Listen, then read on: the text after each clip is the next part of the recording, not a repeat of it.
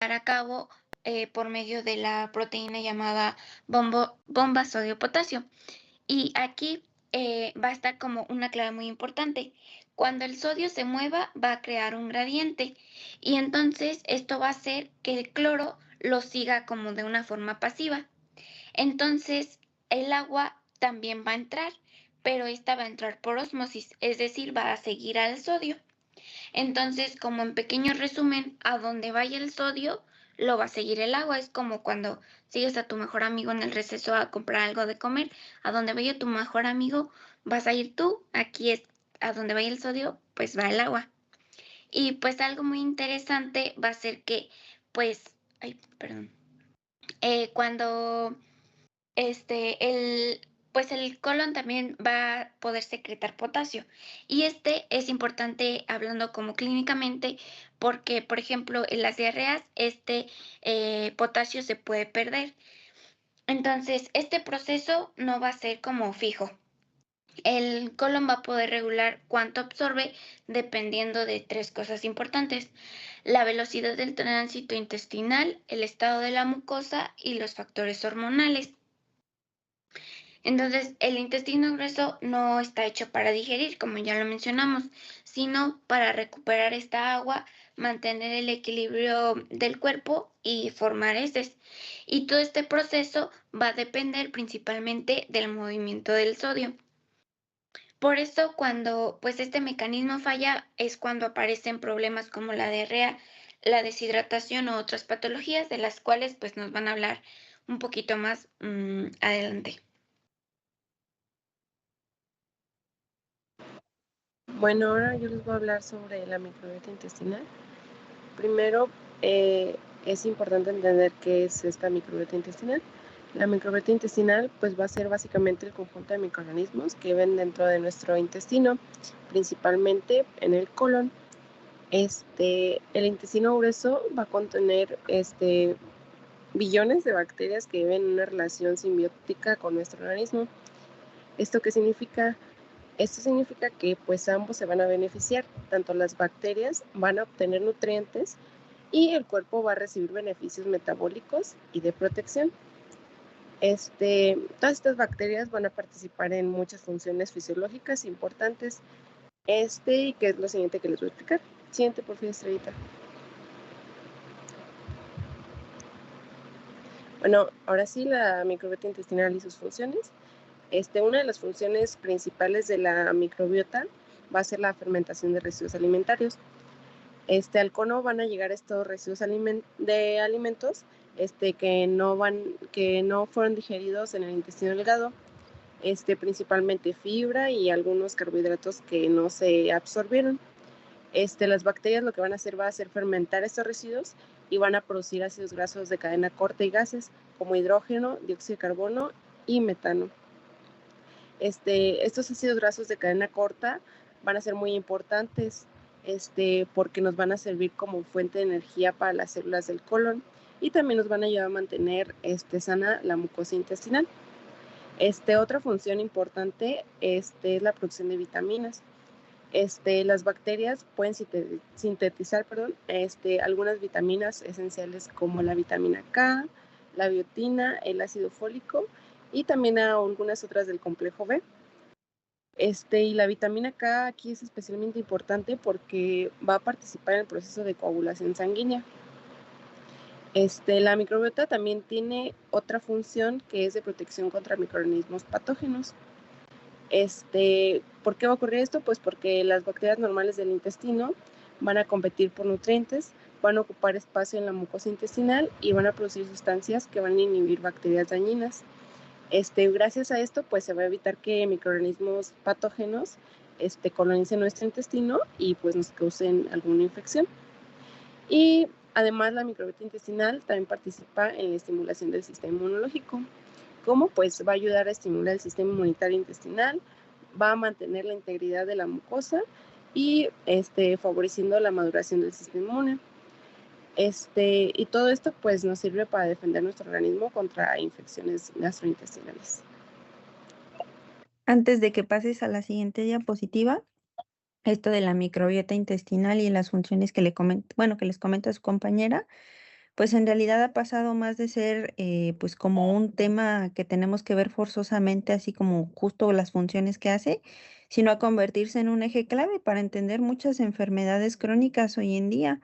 Entonces, últimamente se habla mucho de, pues, de la microbiota y que qué pasa si nosotros tenemos alguna alteración en esta simbiosis de estas bacterias, ¿no? Entonces hay mecanismos específicos que últimamente o en los últimos años pues se han descrito, ¿no? Por ejemplo, antes se hablaba del eje intestino-cerebro, pero ahora ya se reconocen varios que hay ciertas alteraciones de la microbiota intestinal que están asociados con depresión, con ansiedad, con demencias de tipo Alzheimer.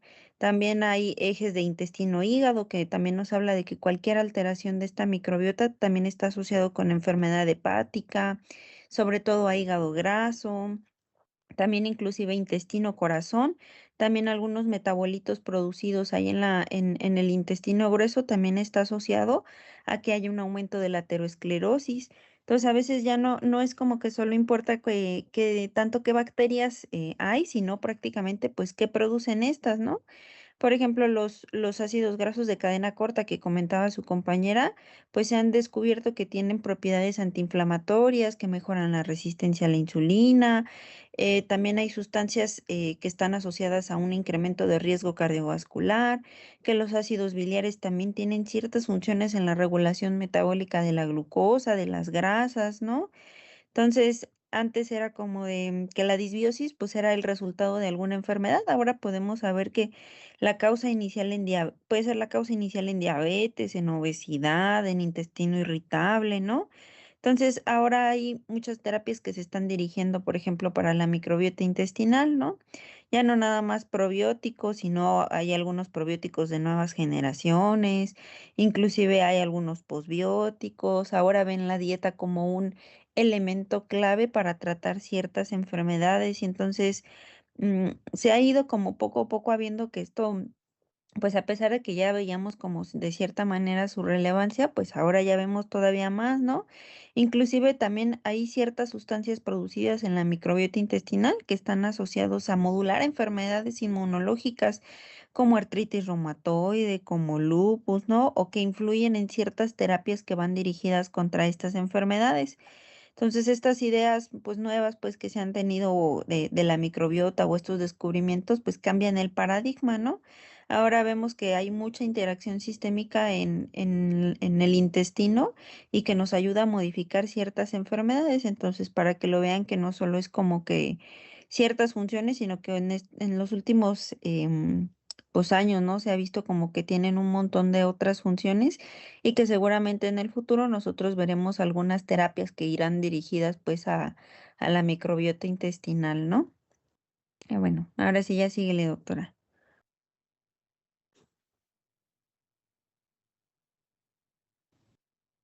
Y bueno, como ya se mencionó anteriormente, la excreción en el colon va a representar la etapa final del proceso digestivo.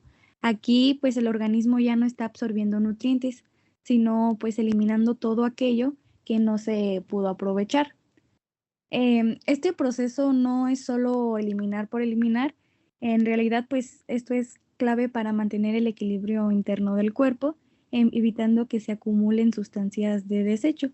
Y las heces están formadas pues principalmente por restos de alimentos no digeridos, sobre todo por fibra, pero también contienen bacterias intestinales, que de hecho pues representan una gran parte de su composición, también de células epiteliales que se desprenden, pigmentos biliares como la estercorbilina y pequeñas cantidades de agua y electrolitos.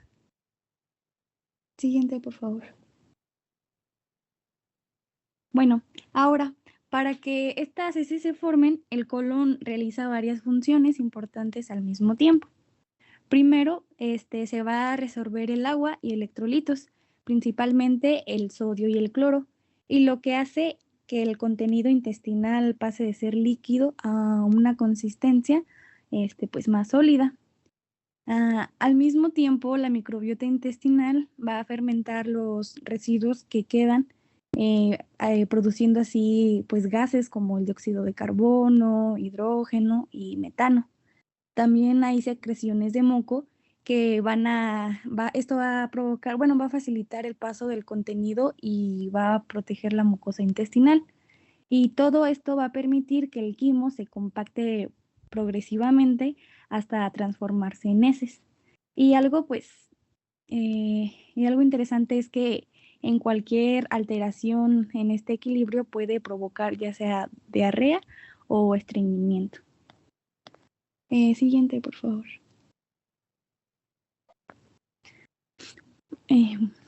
Bueno, una vez formadas las heces no se quedan ahí, tienen que avanzar y este movimiento ocurre gracias a dos tipos principales de contracciones.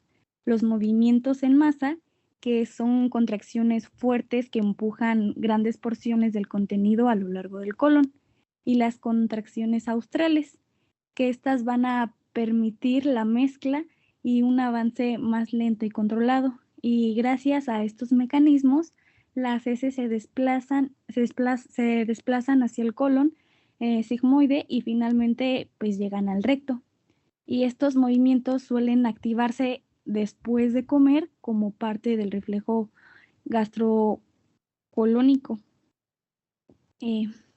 Bueno, cuando las heces llegan al recto, pues va a comenzar algo muy interesante. La pared del recto se va a distendir y esto activa mecanorreceptores que envían señales al sistema nervioso. Estas señales llegan al cerebro y generan la sensación consciente, de necesidades de evacuar. Y todo este proceso está regulado por el sistema nervioso. El sistema nervioso entérico coordina la motilidad intestinal de manera local, mientras que el sistema parasimpático estimula el movimiento del cono. Y por otro lado, el esfínter anal externo va a permitir el control voluntario de la defecación. Y por eso, factores como el estrés pueden alterar pues la función intestinal. Y pues en conjunto, la excreción en el colon no es un proceso simple, sino el resultado de la interacción entre la absorción, actividad bacteriana, motilidad intestinal y regulación nerviosa, lo que permite mantener la homeostasis del organismo.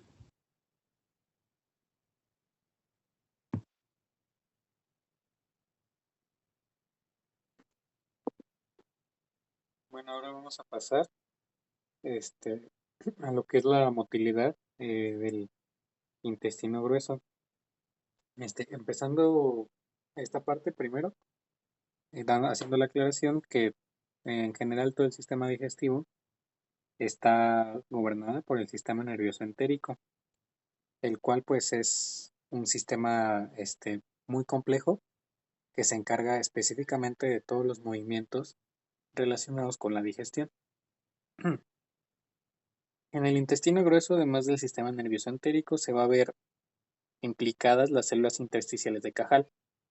Estas células intersticiales actúan como un marcapasos, como en el corazón, pero en el intestino grueso.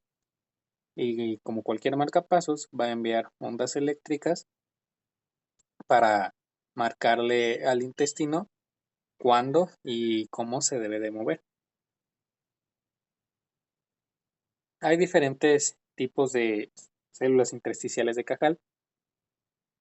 Tenemos submusculares y mientéricas. Estas generan ondas lentas. A diferencia del intestino delgado, además de estas células intersticiales, se tiene la actividad eléctrica principal ubicada en el borde entre el colon proximal y el colon transverso. Desde estos puntos, las ondas lentas pueden viajar de manera retrógrada hacia el ciego y de manera anterógrada hacia el sigmoides. Hacia el ciego se llevan a cabo unas 3 pulsaciones o ciclos por minuto, mientras que hacia el sigmoides se llevan a cabo el doble, unos 6. Estas ondas lentas, como tal, no causan la contracción del intestino. sino que mantienen al intestino alerta para estar listos a un movimiento, por así decirlo. Para que se lleve a cabo la contracción del intestino, se necesita la entrada de calcio extracelular a través de unos canales especiales llamados canales tipo L. Estos canales generan un potencial de acción, que en este caso se llama potencial de espiga. Y utilizando la electricidad, por así decirlo, el movimiento eléctrico que ya se tiene por medio de las células intersticiales de Cajal, es que se puede llevar a cabo la contracción. Este tipo de este proceso de señalamiento se puede excitar y se puede inhibir. Si es por neurotransmisores, este proceso se va a llevar a cabo a través de la acetilcolina. Si se quiere inhibir, se va a utilizar óxido nítrico y el péptido intestinal vasoactivo. Este proceso de excitación y de inhibición juntos permiten el avance del bolo alimenticio, la relajación receptiva y la mezcla del bolo alimenticio con la mucosa del intestino. Hay diferentes tipos de contracciones. Tenemos contracciones fásicas no propagadas. Estas representan la mayor cantidad de la actividad motórica del colon, hasta un 90%, y estos movimientos son los encargados de mezclar el contenido, el contenido fecal con la mucosa. Sin embargo, no hace avanzarlo, lo mezcla en el mismo sitio. El otro tipo de movimiento son las contracciones propagadas de baja amplitud. Estas lo que hacen es propulsar el contenido a distancias cortas o liberar gases. Tienen una presión de 10 a 50 milímetros de mercurio, por lo tanto no es la suficiente como para hacer avanzar todo el contenido fecal. Y por último, las contracciones propagadas de alta amplitud son pues ya movimientos en masa. Con una presión de 75 a 100 milímetros de mercurio, permiten el avance de todo el contenido fecal. Estos se originan en el ciego o en el colon ascendente. Y es una contracción que va desde el inicio hasta prácticamente el recto de manera ininterrumpida. Esto suele ocurrir al despertar y tras ingerir una comida copiosa. La que sigue, por favor. Y relacionado a la motilidad, vamos a ver los reflejos que tiene el colon. Los reflejos tienen tanto vías aferentes como vías eferentes. Empezando por el primer reflejo, que es el reflejo gastrocólico. Esta se da a partir de la distensión de la pared gástrica y la presencia de grasas o aminoácidos en la luz del estómago. Esta es mediada por dos vías, por una vía rápida y por una vía tardía. La vía rápida es mediada rápidamente por el sistema nervioso parasimpático, específicamente el nervio vago. Mientras que la vía tardía o la vía hormonal es mediada por medio de diferentes hormonas como la incretina, como las incretinas, de las cuales destacan la gastrina, la colecistoquinina y la serotonina, además de la motilina. El siguiente reflejo es el de la defecación.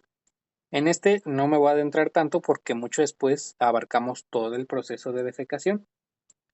Este reflejo de defecación se puede dividir en unos 3 subreflejos, que es el reflejo rectoanal inhibitorio, que es básicamente el general, cuando se detecta un gas, cuando se detectan las heces ya directamente en el recto.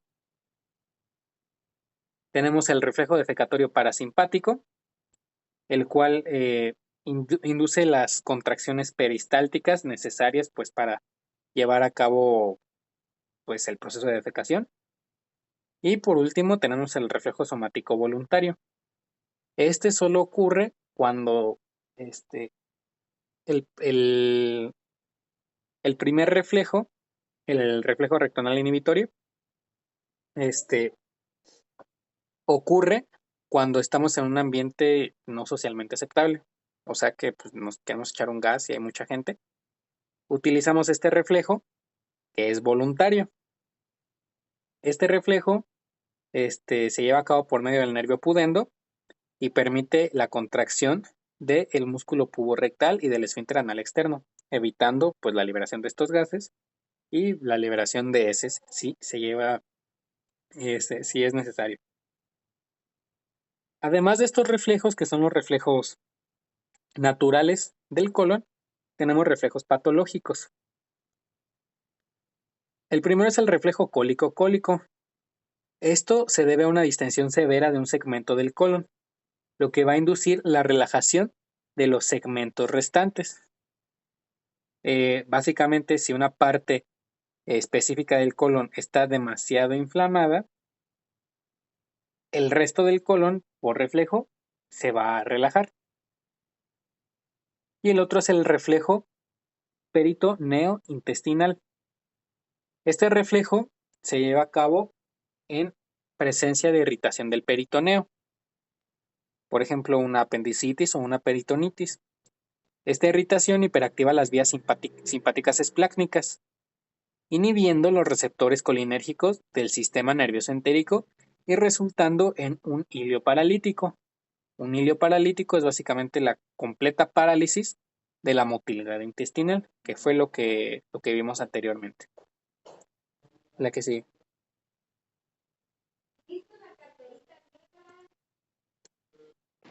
Bueno, ahora les voy a hablar un poquito, del proceso de defecación, en fin. Pues este proceso va a ser el proceso mediante el cual el organismo va a expulsar las heces desde el recto hacia el exterior a través del ano. Este proceso va a involucrar reflejos nerviosos y también un control voluntario. Lo primero que va a ocurrir va a ser la distensión del recto. Cuando las heces se van a desplazar desde el colon hacia el recto, se va a distender o se va a estirar. En la pared del recto van a existir receptores de estiramiento y cuando estos se van a activar, van a desencadenar lo que se conoce como el reflejo de defecación. Y va a haber dos reflejos principales que van a participar en este proceso. El primero va a ser el reflejo intrínseco, que va a pertenecer al sistema nervioso entérico.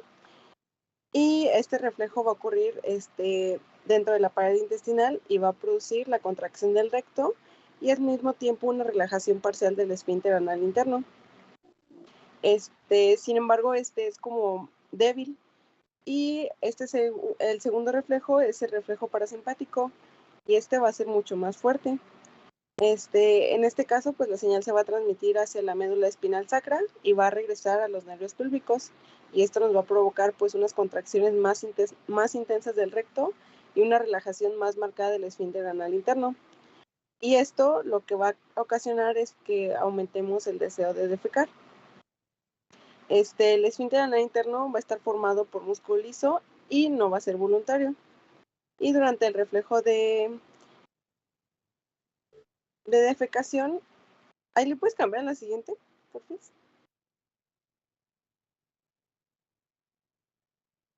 Es lo que les decía esto, el esfínter anal interno va a estar formado por músculo liso y no es voluntario.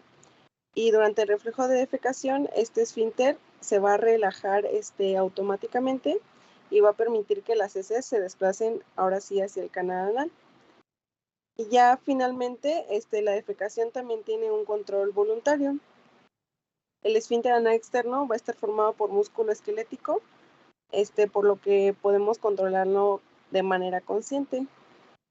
O sea, esto nos va a permitir básicamente que pues no defequemos, o sea, vamos a poder retrasar temporalmente esta defecación o expulsar las heces cuando es apropiado. Por ejemplo, si la persona decide que no va a defecar en ese momento, el recto se va a adaptar a la distensión y el reflejo de defecación va a desaparecer temporalmente. Y ya sería todo de lo mío. Siguiente, por favor. Y bueno, ahora vamos a hablar de lo que es la regulación nerviosa. Vamos a tener que, como tal, el intestino grueso va a estar regulado por dos sistemas, por lo que es el sistema nervioso autónomo, que principalmente de lo que se va a encargar es de regular las funciones de lo que es el sistema digestivo respecto a las necesidades del organismo. Por ejemplo, si hay una respuesta de huida o de lucha, lo que va a pasar es que la motilidad se va a detener, la secreción también. Sin embargo, perdón, lo que es la absorción de líquidos y de nutrientes, pues se va a ver favorecida. Y también los esfínteres, por ejemplo, los vamos a ver que se cierran, ¿no? Y vamos a tener lo que es la red neuronal intrínseca o el sistema nervioso entérico, el cual se va a encargar de las funciones y de la ejecución como tal, motora y secretora, segundo a segundo, minuto a minuto, de lo que es el sistema digestivo. Siguiente, por favor, Estrellita. Y bueno, vamos con la inervación extrínseca, ¿no?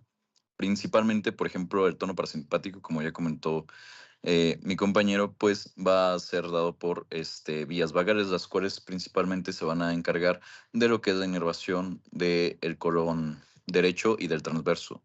Y las vías pélvicas sacras, o también conocidas como nervios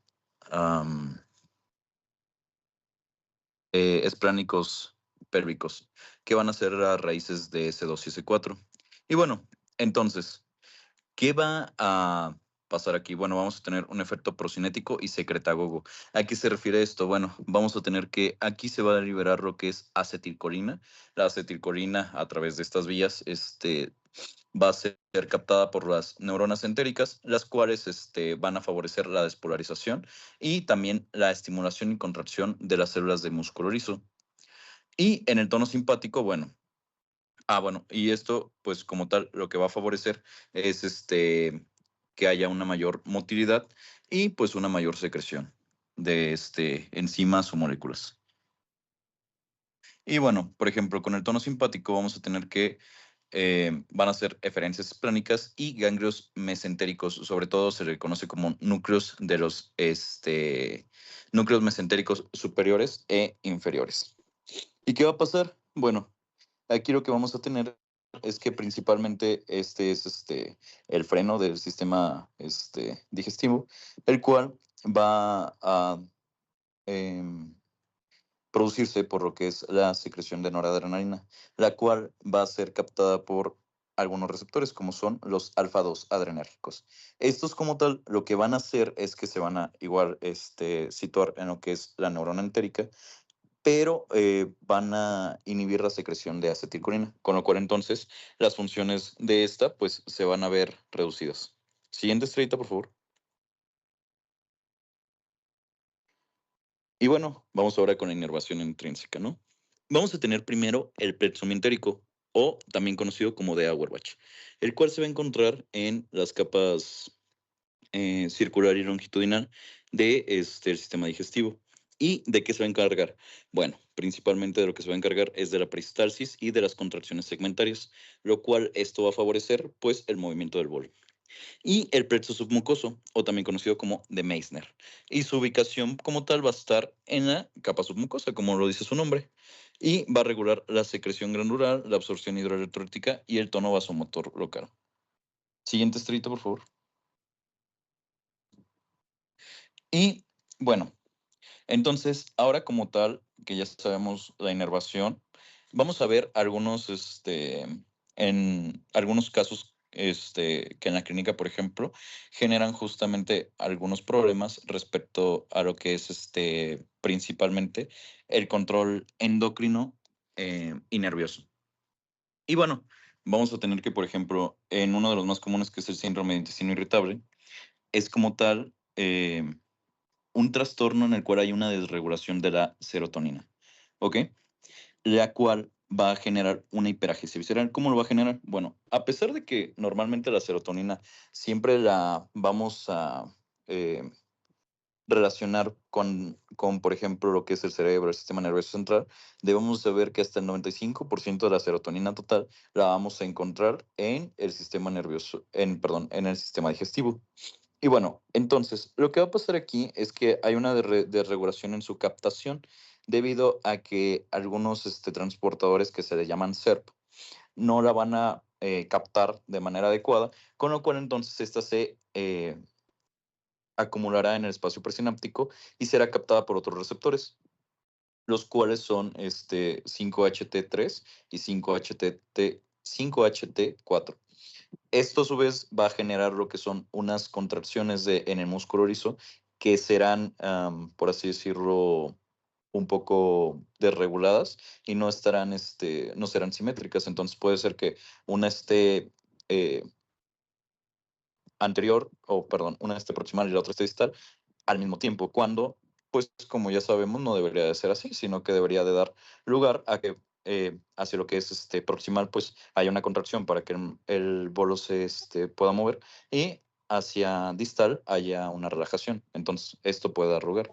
Y aparte de eso, pues va a haber una distensión como tal de lo que es el colon, con lo cual entonces vamos a tener también una un dolor constante que pueden tener los pacientes o molestia, inflamación, debido pues como tal a que los mecanorreceptores, y no solamente eso, sino también las eh, células que se encargan de la sensibilidad van a estar alteradas. Otra cosa que va a pasar aquí es que vamos a tener un eje hipotálamo hipófisis adrenal y sobre todo esto se relaciona con lo que es la amígdala y el hipotálamo, que son centros de estrés. ¿A qué se refiere esto? Que entonces están también conectados con ciertos núcleos del nervio vago, lo cual entonces, ya relacionándolo todo, favorece que en situaciones de estrés, por ejemplo, cuando una persona va a presentar un examen o cuando, por ejemplo, hay algo que nos puede dar miedo, nos puede afectar, pues eso justamente va a estimular al sistema nervioso eh, parasimpático por parte del nervio vago, lo cual va a generar un aumento en la motilidad y el paciente va a tener diarrea. Este es uno de los tipos. Hay otro en donde el síndrome de intestino irritable se da no por exceso de serotonina, sino por una baja. No sé si alguien tiene dudas hasta aquí. Creo que no. Siguiente estrellita, por favor. Y ya para finalizar, tenemos lo que es la enteropatía diabética. Y bueno, este es un trastorno funcional, ¿ok? En donde va a haber una hiperagesia funcional. Igual vamos a tener aquí, una disculpa, parece ser que la información se puso un poco mal. Bueno, aquí está mal la información. Lo que va a pasar principalmente es que va a haber daños, ¿ok? En los nervios que como tal inervan, valga la redundancia, a el sistema digestivo, principalmente hablando ahora de lo que es el colon. Entonces, ¿qué va a pasar o cuáles son los daños específicos? Bueno, uno es el daño a la vasa vasorum, perdón, a la vasa nervorum, la cual irriga ciertos nervios, y también va a haber un daño por medio de lo que es ósmosis, debido a que una de las moléculas se va a acumular, que una de las moléculas se va a acumular y pues va a provocar un daño por ósmosis. Entonces, esto a su vez va a provocar una desregulación total en la inervación del colon. Y puede pasar de dos maneras. Si se afecta el sistema nervioso parasimpático, si se altera el sistema nervioso simpático. Si se altera el sistema nervioso parasimpático, lo que va a pasar es que como tal, si ya sabemos que este es el acelerador, entonces vamos a tener un estreñimiento crónico, el cual no se puede tratar, al menos así fue como lo leí, debido a que pues justamente no van a llegar los estímulos nerviosos necesarios para que pues se genere la contracción, ¿no? y también forma parte las neuronas entéricas. Por el contrario, si se afecta como tal lo que es el sistema nervioso simpático, aquí hay algo muy curioso, debido a que como tal la noradrenalina activa los receptores alfa 2 presinápticos, y estos se encargan de la absorción de líquido y de nutrientes. No van a funcionar de manera adecuada si pasa de esta manera, que se afecte. Entonces se van a quedar en la luz del intestino, y esto va a provocar lo que se conoce como la diarrea diabética. Ándale, Y no, perdón que te interrumpa. Pues no, no es como propiamente que el paciente no vaya a tener como, o sea, que no haya tratamiento, ¿no? Sí, sí hay muchos tratamientos que les podemos dar a los pacientes. Digo, hay pacientes, como lo dijiste, que pueden tener diarrea, o hay pacientes que tienen gastroparesia, y estos pacientes se disminuye considerablemente toda la peristalsis, perdón, intestinal, y hay una disminución de ese vaciamiento gástrico. Y esos pacientes pues tienen saciedad precoz, náusea, vómito, ¿no? Entonces, no es imposible tratarlos, sí es difícil porque no hay muchos fármacos que les podamos otorgar nosotros como para mejorar todos sus síntomas, ¿no? A lo mejor al paciente que tiene diarrea, pues es un poquito más fácil, pero en general estos pacientes tienden a alternar episodios de estreñimiento y episodios de diarrea. Entonces, la motilidad es impredecible, ¿no? No vas a saber cuándo ese paciente tiene diarrea, cuándo ese paciente tiene estreñimiento. Entonces, a veces a lo mejor tú le quieres tratar la diarrea, pero pues ya le diste una pastilla y ya le dio estreñimiento. Entonces, ahí lo que nosotros nos enfocamos, número uno, sería siempre en decirle al paciente que si él se controla de su enfermedad, puede ser que esto llegue a mejorar un poco, ¿no? El hacer que lleguen a metas de hemoglobina glicada lo más pronto posible una vez que tú lo diagnosticas, pues obviamente mejoraría que no existiera este daño en el sistema nervioso, ¿no? ¿Cuándo se puede hacer eso? Pocas veces, porque pocas veces, a veces logramos el control con algunos pacientes, ¿no? Y la otra es, pues si ya lo presentó, pues recomendarle siempre una dieta alta en fibras, el ejercicio cardiovascular a fuerzas tiene que estar presente, porque obviamente esto mejora la motilidad intestinal. No es, pues, te digo, imposible el tratamiento, sin embargo, sí es algo, pues sí es difícil, ¿no? Cuando el paciente lo presenta. Y además, pues siempre tienes que tener consideración, pues, que hay algunas enfermedades que se pueden llegar a confundir con esta enteropatía. A veces es el sobrecrecimiento bacteriano del intestino delgado, hay pacientes que pueden llegar a tener enfermedad celíaca, hay pacientes que tienen síndrome de intestino irritable, ¿no? Algunos tienen insuficiencias pancreáticas, entonces habrá que descartarlo antes de pensar únicamente que el paciente ya tiene una enteropatía. Entonces, a veces también pues eso dificulta, ¿no? Que a veces nos cegamos con un diagnóstico y en realidad pues puede ser cualquiera de estos otros. Pero bueno, ya doctor, ahora sí, perdón, te interrumpí. no, sí, doctora, más que nada sí era sobre lo que había leído, pero sí, ya no indagué más. Pero Ujú. en general fue todo de mi parte. No sé si alguien tenga alguna duda. No, Creo que doctor, no. aquí tus compañeros nunca tienen dudas, tú síguele. Sí, no. Bueno, ya sería todo. Tenemos ahí nuestras referencias, y pues muchas gracias por la atención prestada. Muy bien. Pues todavía falta otro tema, ¿no? Todavía hay otro que alcanzamos a ver, yo creo ahorita muy bien.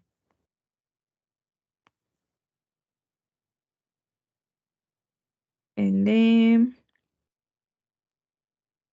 motilidad gastrointestinal. Pues ya vimos algo, ¿no? Y sistema nervioso, no sé si hicieron otra presentación, pues. Ah, sí.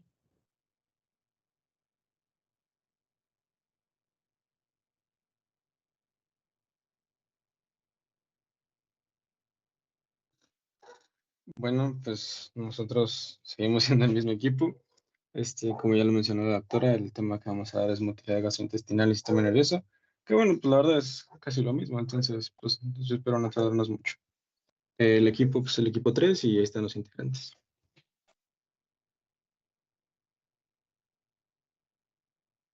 Bueno, vamos a ir con la organización general del sistema gastrointestinal primero.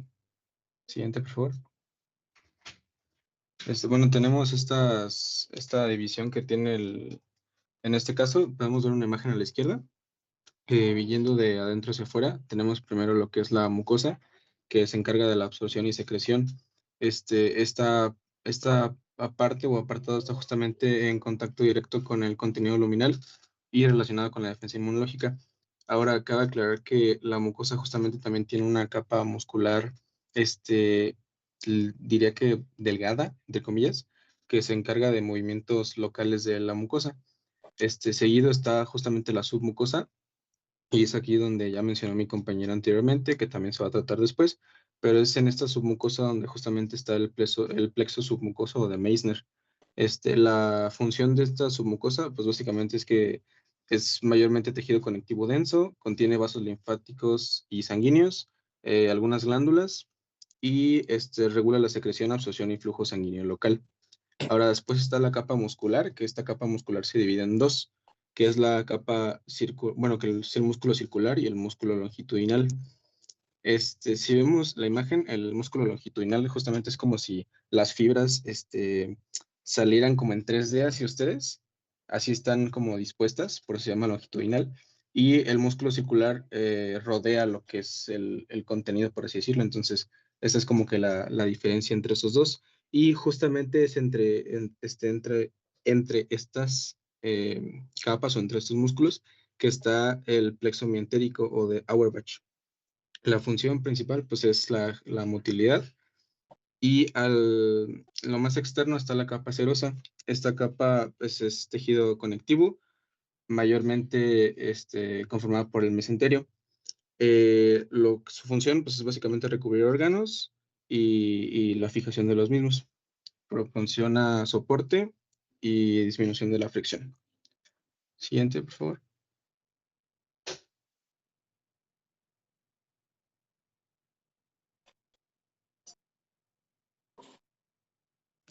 Bueno, yo les voy a hablar un poco, aunque siento que ya está un leve repetitivo, sobre el sistema nervioso entérico. Pues como introducción, tenemos que el sistema nervioso entérico pues va a ser una red de neuronas que se encuentran en la pared del tubo digestivo. Este sistema va a controlar funciones como la motilidad y la secreción, y pues como tal, yo puse una imagen que el sistema nervioso entérico pues podemos entenderlo como que es el cerebro del intestino.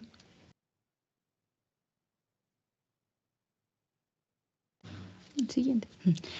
Como parte de la organización de este sistema, pues se organiza en dos plexos principales, el mientérico y el submucoso, y pues estos dos están en diferentes capas y van a tener funciones específicas distintas. Ahorita se las voy a explicar. Siguiente, por favor. Primero, el plexo mientérico, o también conocido como el de Auerbach, pues como función principal va a ser controlar la motilidad. Mientérico, pues se supone que, como lo podemos relacionar, o viene de la palabra movimiento. Va a estar entre las capas musculares y va a, como ya les mencioné, va a controlar la motilidad, es decir, va a regular el tono muscular, la intensidad y la velocidad de las contracciones. Y pues lo que va a hacer es que va a controlar el peristaltismo. Y pues aquí les puse como una imagen de donde se ubica el plexo mientérico, pero ahorita se va a ver como en una mejor imagen. Siguiente, por favor. Y después el plexo submucoso o el de Meissner, pues pues como su nombre lo dice, está en la submucosa, y pues se va a encargar de controlar la secreción, la absorción y el flujo sanguíneo local. Y pues aquí les puse como pues para que se grabe más fácil, pues es el que se encarga de la secreción y del control interno. Siguiente, por favor. Y aquí les dejé una imagen de cómo se ve pues el plexo. El mientérico Y el submucoso, y pues también aquí más, de manera más histológicamente, pues cómo se ve. Siguiente, por favor.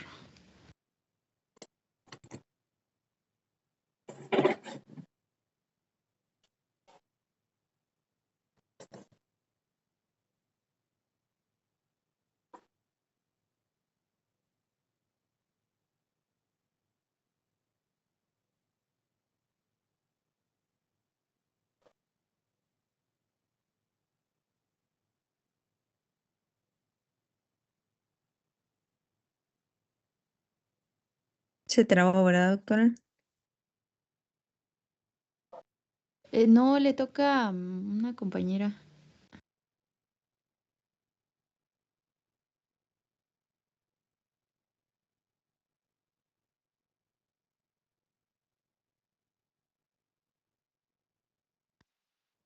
A Kimberly, no sé si esté aquí.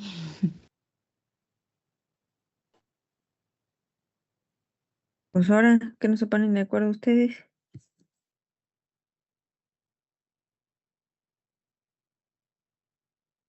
Bueno, pues les voy a decir la parte de Kimberly, porque no aparece. ¿Me puede regresar la pasada, por favor, Estrellita? Pues entonces ahora vamos a seguir con el control autónomo del tubo digestivo. Ahora sí, la siguiente. Y pues como su concepto general, pues aquí tenemos que es el control autónomo que está regulado por el sistema nervioso autónomo, como pues su nombre lo dice, y pues va a modular la motilidad, la secreción, el flujo sanguíneo y va a actuar sobre el sistema nervioso entérico, que es el que ya les mencioné anteriormente. Aquí va a entender como el sistema nervioso entérico pertenece al sistema nervioso autónomo, van a funcionar pues de la mano. Y pues lo que va a hacer también va a mantener la función digestiva según el estado del organismo. Siguiente, por favor.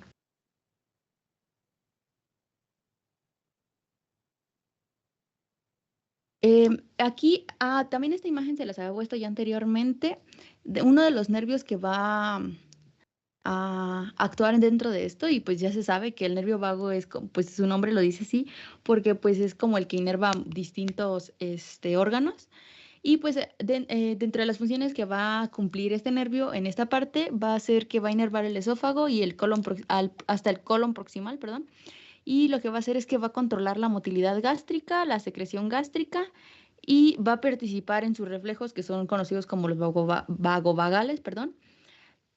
Siguiente, por favor.